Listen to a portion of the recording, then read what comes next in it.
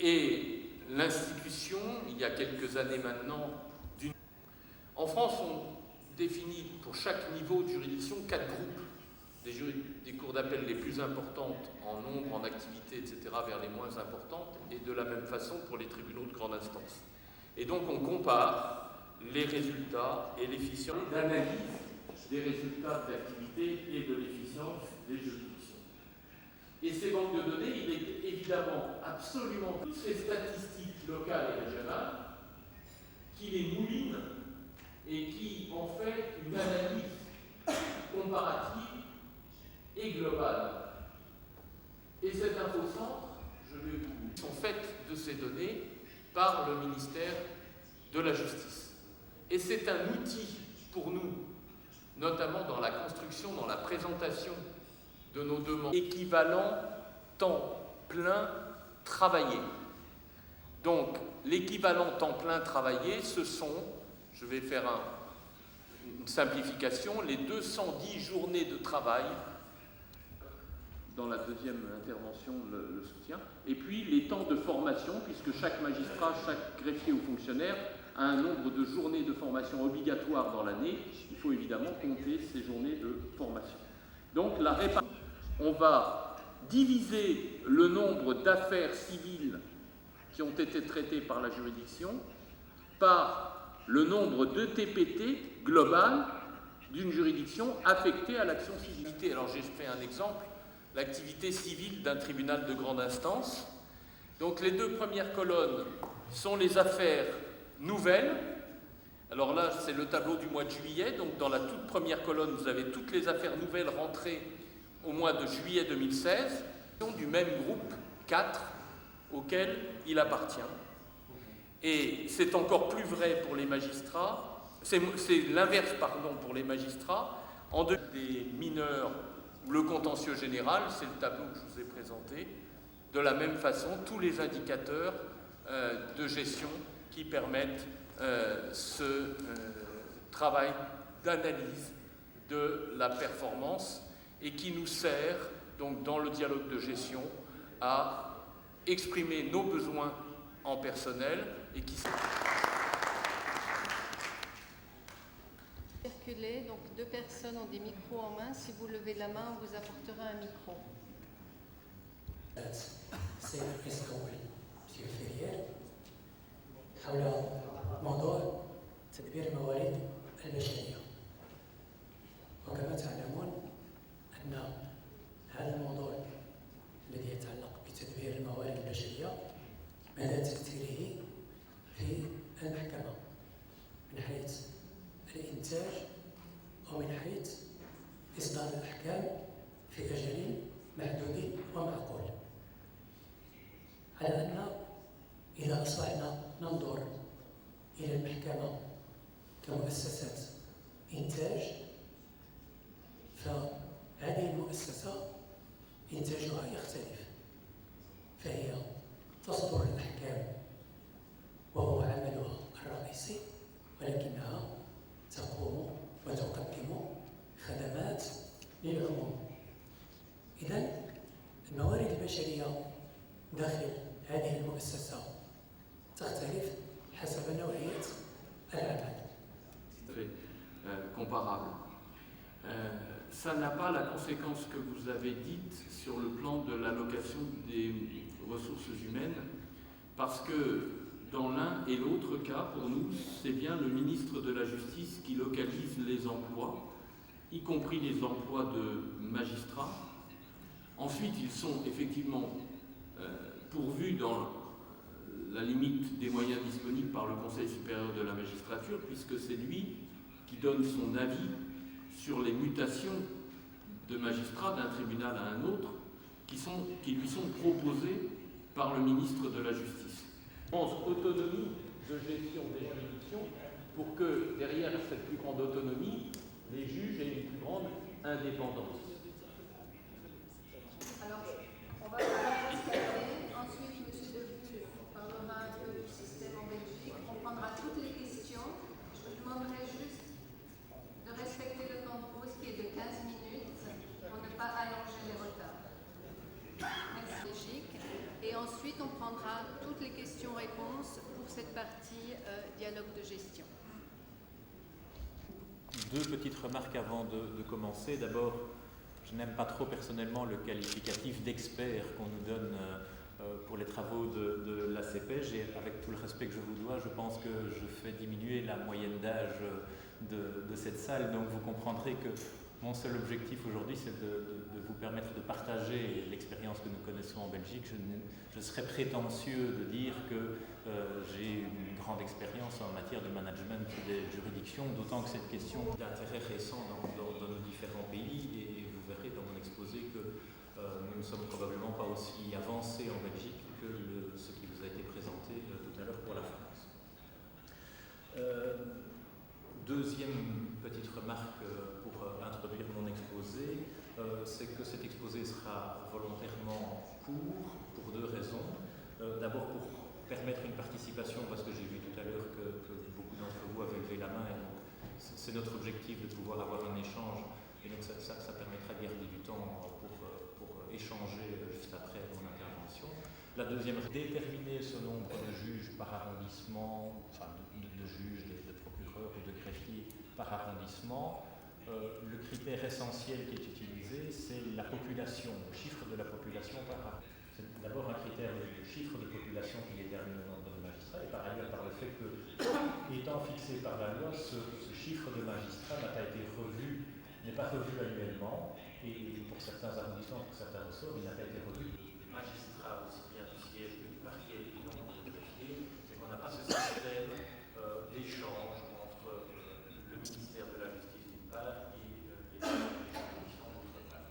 Et donc le rôle du chef de corps se limite surtout à la deuxième partie de ce qu'a évoqué M. Ferrier, c'est l'allocation des qu'on appelle le circuit. Je n'en parle pas ici. Et alors il y a toutes les autres affaires où on peut plaider directement sur le fond de l'affaire. Elles sont alors traitées suivant ce qu'on appelle le circuit long, et là elles sont mises en état par le biais d'une procédure de calendrier.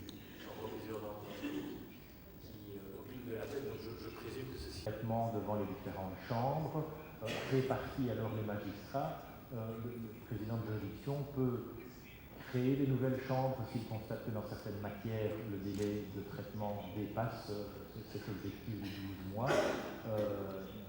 Et c'est ainsi qu'il peut également répartir ses magistrats de manière territoriale, puisque, par exemple, au niveau des magistrats, le critère de détermination de la charge de travail varie selon les matières. C'est-à-dire que nous estimons que pour un magistrat qui siège en matière professionnelle, et donc les magistrats qui siègent dans les affaires civiles ont un petit peu moins d'audience que les autres.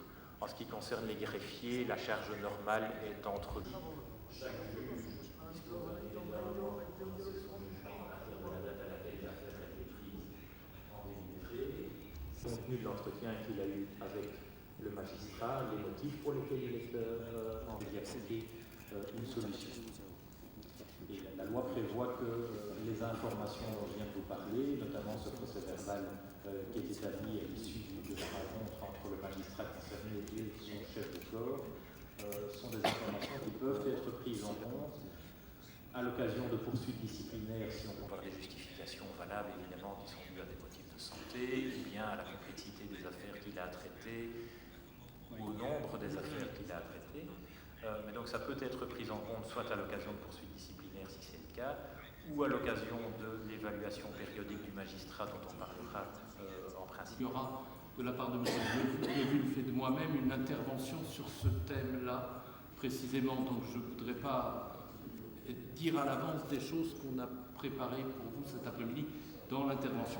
Par contre, sur la question du directeur de greffe, c'est une question extrêmement importante parce que je crois qu'ici au Maroc, vous réfléchissez actuellement au positionnement d'un nouveau responsable au sein de vos juridictions, qui je crois doit ou devrait s'appeler le secrétaire général, et qu'en même temps vous pensez aussi, d'après ce qui m'a été dit, à une unification de vos greffes, puisque, si j'ai bien compris, vous connaissez encore de la situation que nous connaissions auparavant d'un greffe du parquet et d'un greffe du siège, sur les activités plutôt civiles, et qu'il est pour vous question de les réunifier. Je fais de la Cour de cassation et formatrice à l'Institut national de magistrature. Et je vous remercie pour l'organisation de ce séminaire portant sur un sujet vraiment très très important. Et je suis contente d'être avec vous, avec mes collègues et les responsables judiciaires. Et j'aimerais bien savoir un peu sur votre expérience par rapport à la formation continue des ressources humaines, que ce soit des magistrats ou des greffiers, et le rôle des chefs de juridiction en ce sujet, au niveau de détermination des besoins, dans le cadre de formation continue toujours, ou sur l'application ou bien l'organisation des séances de formation. Merci beaucoup. Sur la formation, et où on va, donc le collègue belge va parler du système mis en place pour l'administration de la justice belge, et Samy et moi-même allons vous parler de la même chose pour la France, en orientant spécialement la petite intervention qu'on aura l'un et l'autre cet après-midi sur la formation des chefs de juridiction et des chefs de cour à l'École nationale de la magistrature, et je vous parlerai moi justement de la formation des directeurs de greffe à l'École nationale des greffes. Alors je suis un peu désolé, mais pour la même raison que tout à l'heure, si vous voulez bien patienter à cet après-midi et nous reposer des questions si on n'a pas été, Monsieur de Wulf ou nous, suffisamment complet et précis sur ces questions-là. حسن الدكي الوكيل العام في السنة بالرباط. أشكر بداية سيدي المتدخلين وأود أن أتساءل حول دور مدير المحكمة أو الكتيب العام للمحكمة حسب الأحوال. هل له دور في إدارة تدبير الحوار إلى جانب رئيس القانون ورئيس المحكمة؟ وما يرى حدود هذا الدور؟ هل يقتصر على كتابة الضبط أو يمتد إلى القضاء؟ النجاح لأن الغاية من الحصول على الموارد البشرية الكافية نهدف بطبيعة الحال بالأساس إلى تحقيق النجاح. وأن النجاح تقتضي بطبيعة الحال البدء في الأجال المقولة، ثم الجودة، وأيضا تنفيذ الأحكام التي لم يطاق في مداخلات الصبيحة. النظام المغربي العديد من المشتركات مع نظامكم الفرنسي وأيضا كذلك في البلجيكي، إنما تختلف المسميات. في فرنسا يسمى تدبير الحوار، وتدبير الحوار يستند على جملة من المعطيات من أهمها الإحصائيات وكذلك النمو الديموغرافي إلى آخره، أي عدد الساكنة في المنطقة، ثم عدد ونوعية القضايا المعروفة. Questions qui font partie de votre interrogation. D'abord sur le rôle des directeurs de greffe ou bien des greffiers en chef. En Belgique, on appelle ça greffier en chef.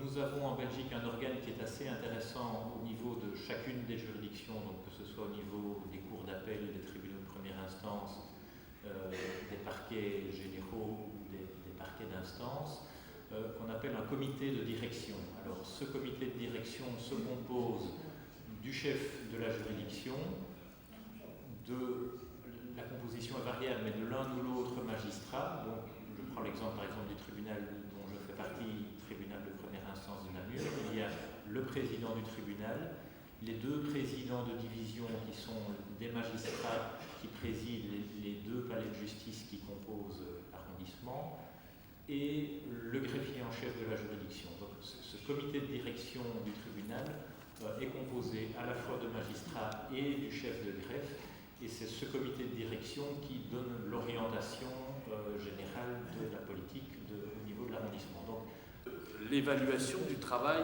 des juges et des greffes.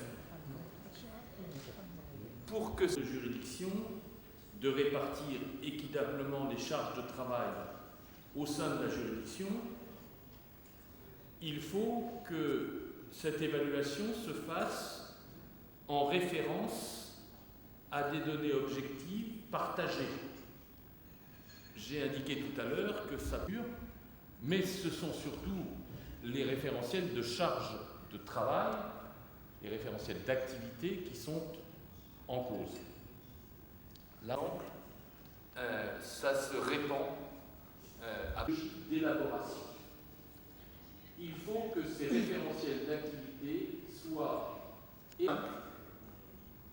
Chaque activité est mesurée en équivalent temps plein de procédure travaillée, en équivalent temps plein travaillé, selon le gauche marque les services. Donc vous avez civil, contentieux général, affaires familiales, pénales. C'est un extrait seulement d'un référentiel très complexe qui en juge des enfants en assistance éducative. On prévoit des traités ou suivis ou des mesures prises par le greffier. Alors, voilà ce que ça donne, par exemple, pour le contentieux général, civil et commercial de la Cour d'appel de Bordeaux. Vous voyez par exemple que pour les greffes, encore une fois, un outil national, pour les magistrats, des outils d'initiative locale qui peinent à s'élaborer, mais qui se répartissent de façon plus...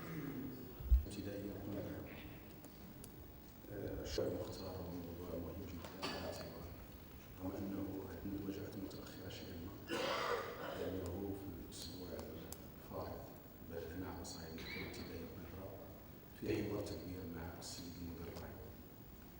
وفعلا راينا لو كانت هذه الدوره التكوينيه سابقه عن شهر يوليو لكي نستفيد اكثر من الدواليب والحوار التدبير اللي شرعنا فيه الاسبوع الفائت. حقيقه الموضوع الذي ناقشه السيد الرئيس الأول يطرح عدة تساؤلات خاصة فيما يتعلق بتسطير الأهداف ووضع الأهداف وكذا في مناقشة هذه الأهداف وتحقيقها. جاء في عرضكم على أنه وضع الأهداف ينبني على معطيات وإحصائيات دقيقة، لأن هذه الإحصائيات تعتمد أساساً كما جاء في عرضكم على النمو الديموغرافي، على عدد السكان بالمقارنه مع عدد القضاة، مع عدد القضايا، النمو الاجتماعي، التطور الاجتماعي. فعلا المسؤول القضائي الان اصبح مطالب منه انه يكون على علم بهذه المعطيات الاحصائيه التي توفر عليه. قلتم في عرضكم على انه المسؤول القضائي ينبغي ان يستغل علاقته مع باقي رؤساء المؤسسات العموميه على صعيد المحكمه التي تشرفون عليها، كيف؟ لان هذه المعطيات حينما سنشرع في حوار التدبير ينبغي أن تكون لدينا معطيات رسمية، بمعنى أننا نتحدث عن معطيات قد خرجت للعالم وعليها سنبني أهدافنا. de gestion implique à la fois l'administration centrale et l'administration déconcentrée des juridictions est important. On dispose en France, et je pense que c'est la même chose au Maroc, d'un corps de statistiques démographiques, socio-économiques, etc., qui est standardisé, qui est commun, qui est mis au point par l'Institut national de la statistique et des études économiques, qu'on appelle l'INSEE, qui est un service de l'État, qui existe dans chaque département, dans chaque région, et qui a une centralisation au niveau national, et qui publie pour toute la France, appliqué à tous les territoires, le même type de statistiques. Dans le traitement des affaires, et ça posait une problématique en termes de délai raisonnable. La Cour ne parvenait pas à obtenir des moyens suffisants des magistrats à répondre à tous les moyens qui sont invoqués par les parties dans le cadre de la procédure. Donc, en principe, on doit répondre à tous les arguments qui sont avancés par les parties, ce qui peut évidemment prendre énormément de temps. Pour dégager des moyens supplémentaires, le barreau a accepté, dans le cadre d'une négociation avec les magistrats, de dire, eh bien, nous vous dispensons en quelque sorte contre le texte de la loi. Donc, ça va un petit peu loin, mais... عن المرجعيات وتقدم لنا جداول تتعلق بآجالات البت في القضايا. هل تعتقدون وأنا أعتقد كذلك أننا نتجه نحو إحداث قاضي من نوع آخر، أي قاضي آلي، أننا نزوده بالمعطيات ثم نضغط على الزر ونقول له هذه القضية يجب البت فيها داخل أجل معين. إذن في هذه الحالة فنحن ننزع عن القاضي إنسانيته أو إنسانيته، يصبح القاضي مقيد بأجل وكأنه رجل آلي، والحال كما تعلمون ويعلم الجميع أن القضاء ليس هكذا. القضاء مهنة إنسانية، فالقاضي وهو داخل القاعة في القضايا الزجرية إنما يحكم حسب قناعته الوجدانية، وهذه القناعة يمكن أن تحصل اليوم أو غدا، فهي ليست مرتبطة بأجل. وكذلك الشأن بالنسبة للمدني، قضايا المدنية، فالقاضي يجب أن تحصل له قناعة بأن ادعاء هذا الطرف هو مرجح عن الطرف الآخر. إذن فوضع جداول من أجل جعل البت في القضايا يجب أن يتم داخل أجل معين، هل هذا يتنافى مع إنسانية القاضي؟ وشكرا.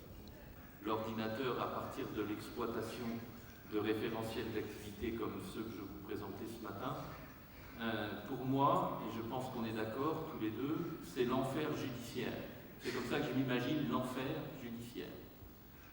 Et je suis complètement d'accord avec vous, si ces outils de gestion des ressources humaines devaient conduire à priver le juge des valeurs humanistes fondamentales qui doivent présider à notre métier, comme j'ai dit tout à l'heure, si elles devaient priver le médecin des valeurs humanistes fondamentales qui doivent présider à son métier, alors à ce moment-là, arrêtons tout de suite et j'arrête de vous parler d'outils de gestion des ressources humaines.